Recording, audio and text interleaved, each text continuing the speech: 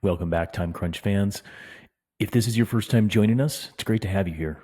This is a podcast with no fancy frills or much entertainment, just my best advice on all things endurance training. Some of the episodes are with expert guests. Others are me answering questions from you, our audience. And that's what we're going to be doing today. On today's topic, I've been getting similar questions or this type of question a lot lately, both with inquiries to the pod as well as out there in the wild. To frame it up best, I think I'll just read one of the original questions submitted in to me on the podcast. But that doesn't discount the other similar questions from people like Megan, Davis, Michael, Brian, Pam, and many others I've chatted with on this topic. After I read the question, I'll give you my straight down the barrel advice and explain my rationale with a bigger picture in mind. So today's topic, SweetSpot versus polarized training, which is best? So here's the original question.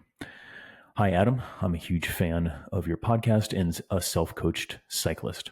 I'm a time-crunched athlete, training plus or minus 7 hours of training per week, but I'd like to have high aerobic capacity and increase my aerobic threshold, especially in the base periods.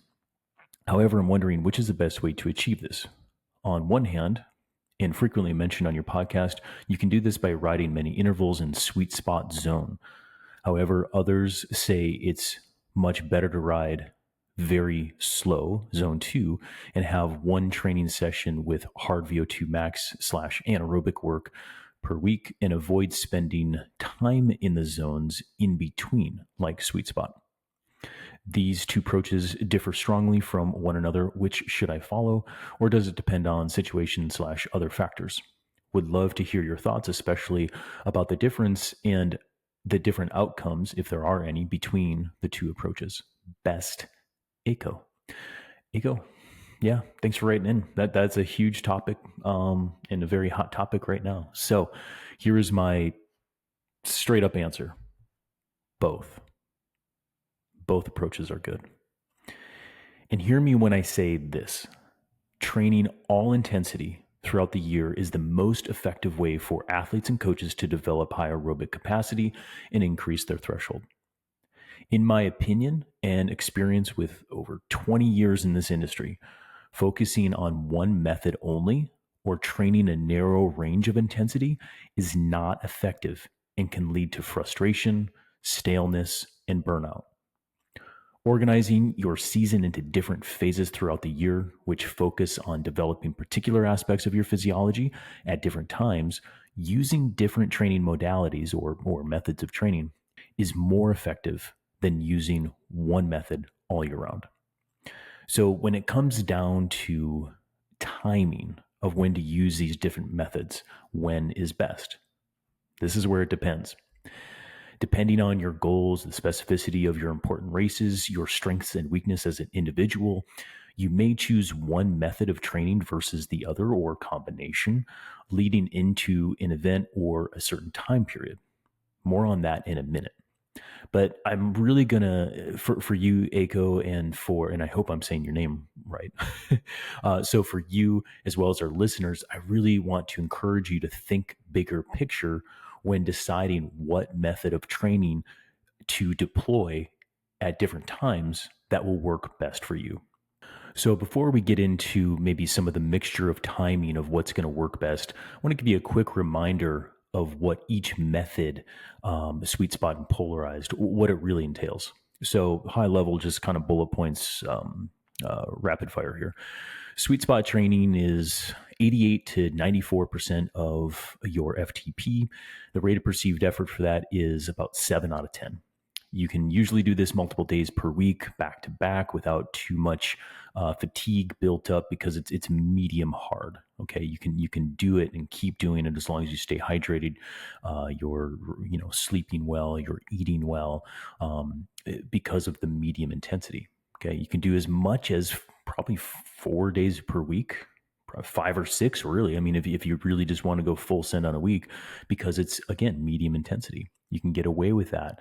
And it was popularized by Frank Overton and Andy Coggan, two respected individuals in this space.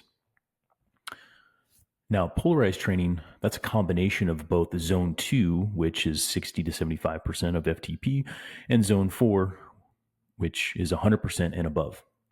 This is where we keep the hard days hard, the easy days easy, or the easy days being zone 2 or maybe recovery, okay, depending on who's writing the training.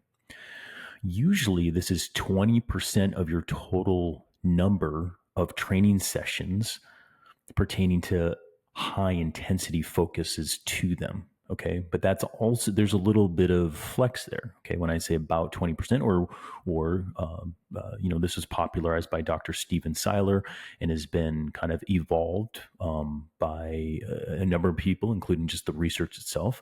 So that 20% is really plus or minus 5%. So we're talking 15 to 25% of those sessions being a high intensity focus. Additionally to that, that doesn't mean the intensity distribution of time and zone is 80-20 split. Okay. I've covered this on various episodes. Look for Dr. Steven Seiler as well as an episode I'll mention coming up. But really the intensity distribution, if you're looking at time and zone of where you're pedaling, it's a 90-10 split of 90% being that zone 2 and 10% of your total time pedaling being at that zone 4 or higher, or 100% of your FTP and higher. That's what polarized training looks like or entails. So now let's look at the pros and cons of each. Okay, and this pertains to your question, Eko, of like, what are the benefits really, or the outcomes? And I'm going to give you the both the good stuff and the bad stuff. So here are the SweetSpot pros. You get a lot of bang for your buck when it comes to TSS per minute, okay, when it's time spent pedaling. The benefits of this high aerobic training are you get increased mitochondrial density, capillary density, and when you're doing long zone 2 training or this high aerobic training, that is one of the goals, kind of like under the hood of what happens with aerobic training. So SweetSpot tends to speed that up a little bit. If you're curious about how and why of this, I've included some resources on our landing page for the podcast. Really good reads. I've read them before, but I went back when I was shaping up the outline for this podcast, and I was like, yeah, this is really good. And a few of the writers are looking at the research out there and kind of giving you some of these pros and cons in a little bit of a long form sort of write up. So if you're curious about this, I'm giving you the bullet points, but go ahead and read that. So again, the benefits of SweetSpot is we get a little bit more of a microwave approach for aerobic training when you do it at that sweet spot without a ton of that fatigue. Now, for that reason, this is a really good intensity for time crunched athletes in the late base to build time periods in the season, because we need more training stimulus than what just the zone 2 aerobic riding can do. I'll talk about this more in a minute, but if you don't have that 15-hour plus time that a lot of time crunch athletes don't, okay, just by definition, SweetSpot's good for that. Okay, but I'll explain that more here in a minute, including the base and build. Now, a few more pros of the SweetSpot. It feels good. Okay, it's a high work rate. You get the legs burning. You get a lot of sweat going. If you're outside climbing, you get to climb fast uphill, and it feels really good. You're racking up the miles. You're racking up the VAM, and it's a really kind of comfortable. It's a sweet spot, right? That's what we talk about. So it feels good when you do it. You burn a lot of calories as well. So you get back from the ride, and you deserve that donut. You got the endorphins going, and you can eat a lot more too. And I think that's pretty attractive for a lot of people. It also does a good job of improving fatigue resistance. Okay. And I've talked about this in various podcasts, but essentially what that means is if you do medium hard training, and then if you go out and that's fatiguing, right? Your body adapts and it gets resilient to it in that way. Now, what are some of the cons of SweetSpot? Well, it's easy to get overly fatigued by doing this too much. Okay. You can get really stale from it. And so because it kind of like sucks you in with feeling good, you can do a lot of it, all this kind of stuff. You get this like comfortable fatigue going where you can still produce the power. You can still do the workouts, but you're like, ooh, my legs, no, I don't know if I got it today, but then you try it. It's like, okay, now I can do it because it's high aerobic. I'll uncover that a little bit more, but that's what I mean by can kind of like sneak you into getting overly fatigued. Okay. You get stale from it because by doing a lot of this, you'll suppress some of the upper end muscle or the fast twitch muscle fibers in the upper end energy system, the ATP phosphocreatine system that I've mentioned before on this podcast. And because it feels so good and the benefits are so compelling, it's easy to get sucked into doing it all the time, like I just said, and thus it perpetuates all of these cons that I mentioned. It's kind of like this cycle, right? It feels good, so do it. Keep on doing it. Get more fatigued, more fatigued, more fatigued. So really, the problem is doing it too much. Now, if you do it too much without some of these longer rides, you can also become more of a sugar burner and less of a fat burner. And this I discuss with CTS Coach Renee Eastman on a few episodes in our lab testing series. So search for that if you're curious about it. And this is because you shift from you shift so much of your intensity distribution to high glycogen burning so frequently. So say you're doing this 4 days a week, you kind of warm up for 10 minutes and then you get into your sweet spot stuff. Well, you're burning glycogen right away. Okay. And so your body adapts to this, and we're just burning muscle glycogen, which comes from exogenous carbohydrate. And we habituate our bodies into doing that. And if you're not doing long rides, we lose some of our fat burning capabilities. Metabolically, I would say that this is simply a con for both endurance cyclists as well as healthy human individuals. We need our bodies to be able to to burn fat as a fuel source for lower intensity and glycogen for higher intensities. And if you do too much sweet spot training, it makes that shift a little bit. So it's also a narrow range. Sweet spot is a narrow training window of percentage of intensity. And when you get too narrow, it's easy to lose sight of the bigger picture. You're focused on the tree versus the forest. Now, notice that much of these cons are really when you do it too much relative to other intensities. So keep this in mind during this podcast, as well as when you're talking with your training partners, your friends, and coaches. It's not to say sweet spot itself is bad, okay? It's the doing it too much relative to the other stuff. That's what I find is bad. So for what it's worth, I'm not a sweet spot hater. Okay. But you just have to balance it out. Now let's talk about Polarized, the pros of Polarized training. It's a proven method to develop performance, hands down. It's a very good approach to training. Provides a great framework to keep contrast in training. Hard days hard, easy days easy, like I talked about. Now, it keeps you disciplined if you follow it. So if you're a good soldier following the Polarized training program, it will work for you. It also incorporates a vast array of intensity. So endurance as well as high threshold up to maximum, which I think is the most powerful aspect of this method of training. So notice this, much of the pros come from the method because it has more training options. Okay. The aerobic window is huge and the intensity limits start as low as 100% of your FTP, which is still threshold training. Okay. A lot of people just associate it with like max efforts or VO2 max or something like this, but no, if you look up the, kind of the structure of polarized training, it's 100% of your FTP and upward, and a 6-zone system. So that's the middle of zone 4, and the upper limits are maximum. So by definition of percentages of FTP, I don't know, 700, 800, something like that. So you have these very big ranges or options of training intensity.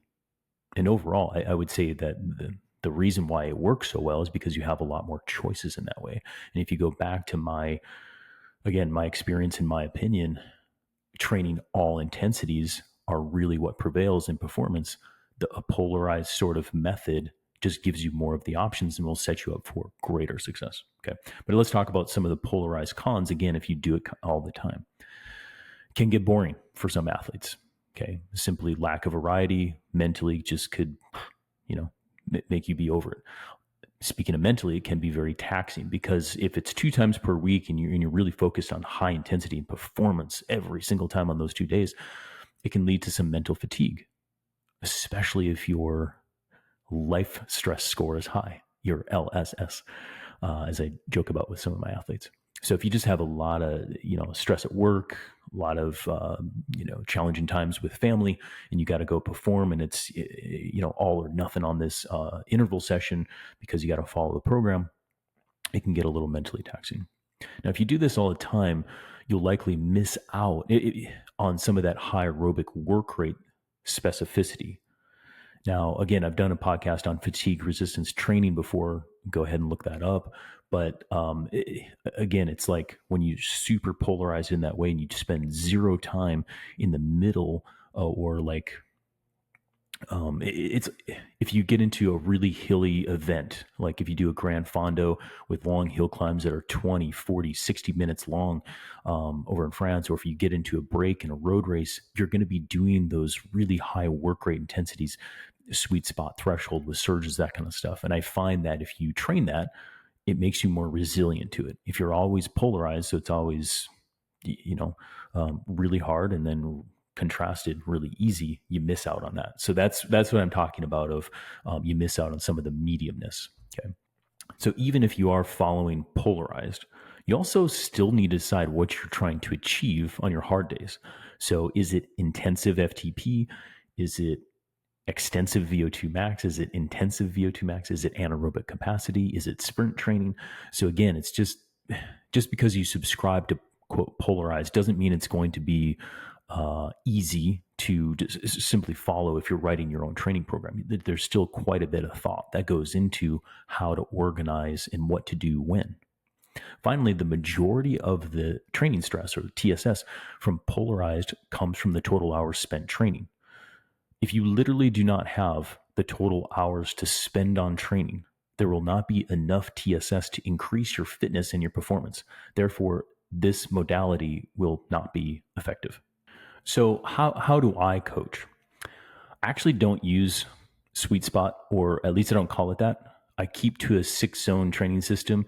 Then I individualize the percentage of FTP once I'm prescribing, aerobic capacity or anaerobic capacity up to max efforts. Okay, so sweet spot is really just nuanced tempo. Technically, it's high tempo or low threshold.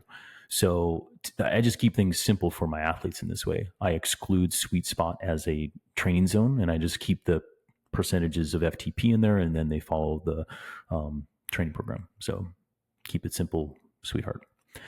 When planning a year for an athlete, I cycle through different phases and training methods. And generally speaking, I intensify the training as the season progresses from base to build to race specific time periods. The training methods I use in these phases, I call base, pyramidal, and polarized, respectively. So what that means is during base, that's a high volume, low intensity focus. Pyramidal is moderate volume and moderate intensity, so probably like a lot of sweet spot. And polarized is mixed volume and high intensity. Organized, well, technically mixed intensity as well, because the polarized has both, right? So mostly organized in that 80-20 way that we're talking about. So I use polarized training actually quite a bit in my coaching practice. For a complete discussion on all of that, because that's periodization right there. And that's a huge topic. I've done several episodes about it, but the most complete episode that I did was with Coach Tim Cusack. And that's episode number 46. And it's entitled Periodization, Training Modalities, and Getting Your Training Rhythms Right. Boy, that's a long title. Whoever thought of that? So for Aiko and all your time-crunched athletes out there listening, myself included here, in that late base and early pyramidal phase, which comes after the base, I prescribe high tempo, low threshold, or sweet spot. And I prescribe that 2 to 3 days per week for most athletes. If we're really crunched on time and I want to get aggressive, I may go up to 4 days per week of sweet spot training or this like high aerobic intensity. But I only do that for short time periods. If you're only riding around 7 hours per week, Aiko, and you're in your base phase, which for typically a lot of North American athletes is kind of January, and you're doing a lot of endurance work and maybe just maybe like one structured workout from Trainer Road or Zwift or something like that per week. But really the focus is zone 2. You probably see your CTL or your ramp rate increasing, which is just measuring your fitness, so your CTL per week. If that's going up, that's good. At some point, that'll plateau. And that's when you need to start to intensify your training. And this is where I think it's best to intensify up to medium or sweet spot at this point, because you don't have the hours anymore to start to keep the needle of CTL moving forward. So that's for when I say a time crunched cyclist, that's when I would start to add the sweet spot, and I would maybe do like 2 cycles of 3 weeks each with 1 week recovery in between, and then start moving on to a polarized method. Okay. Versus a time rich athlete where I'll keep that kind of zone 2 base going for several months without adding too much of sweet spot. I might do some other cadence work, and it's not purely just zone 2 all the time. There might be a group ride, something like that in there. But in the way of like a focus to drive training effect, that's where I would add sweet spot for you. So when and how much sweet spot? Well, like I told you, it's usually late base, early prep phases, or just when you want to boot up fitness quickly, maybe middle of the year, or add some fatigue resistance training to the program. And a good starting point for all of this for folks who haven't done a workout like this, just start with 3x10 at sweet spot. So 88 to 94% of FTP, I believe. Double check that off the top of my head. And so 3x10 at sweet spot with 4 to 5 minute recovery in between. So you're really looking for about a 2-to-1 work to rest ratio, much like threshold. And then you progress up by adding more time in zones. So 3x12, 3x15, something like that, or decrease the recovery periods in between. So this is an interval or an intensity where I would work up to long, steady state, as we call it here at CTS, but long, steady intervals, 45 to 60 minutes straight with no recovery. Okay. And that's a good sign that you're getting really fit. Some athletes could do more, some could do less. How much sweet spot throughout the year? Okay. Now this is getting nuanced and individualized. Okay. I can't give an answer like that would apply to everybody on this podcast, but what I can tell you is that if you're doing sweet spot training more than 4 days per week for 6 to 8 weeks in a row, it's time to take a recovery period and move on, move on to more intense workouts. The real problem is when I find athletes doing a bunch of sweet spot workouts because it's just so simple. You call it from Trainer Road, from Zwift, from your own podcast, whatever it is, or from your own training program, whatever. Then they do a group ride outside, and that's their whole week. That's just too much intensity. That's just too much intensity. And if you do that all the time, you get all these cons that we talked about of sweet spot training. But remember, it's not sweet spot that is full of cons or full of problems. It's our overuse of it and the lack of variety in training that leads to the problems. So many athletes look for one way, one method, or the magic bullet. It doesn't exist. I wish it did, and I understand why humans think like this. It's more simple. But human physiology is not simple. It's complicated. And it seems to be that way for good reasons, namely so that our human tendencies don't destroy it with too much of any one thing. So my recommendations and overall summary is don't subscribe to just one method all the time. All intensity matters. Get organized with your season, change or cycle your training throughout the year to ensure enough variety for training stimulus, and all this will lead to increased performance and increased fun. In closing, I just want to say thank you to Aiko for writing in with a great question, and to the others that I mentioned who, ask similar questions about this topic and have had conversations of. I hope that an all-inclusive episode like this helps to answer all of those questions out there.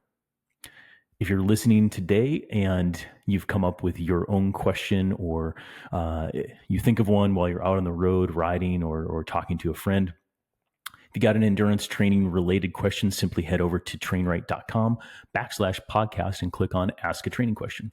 Fill out the form and submit it to us here at CTS. Those questions get sent directly to me, and I'll do my best to answer it on upcoming episodes.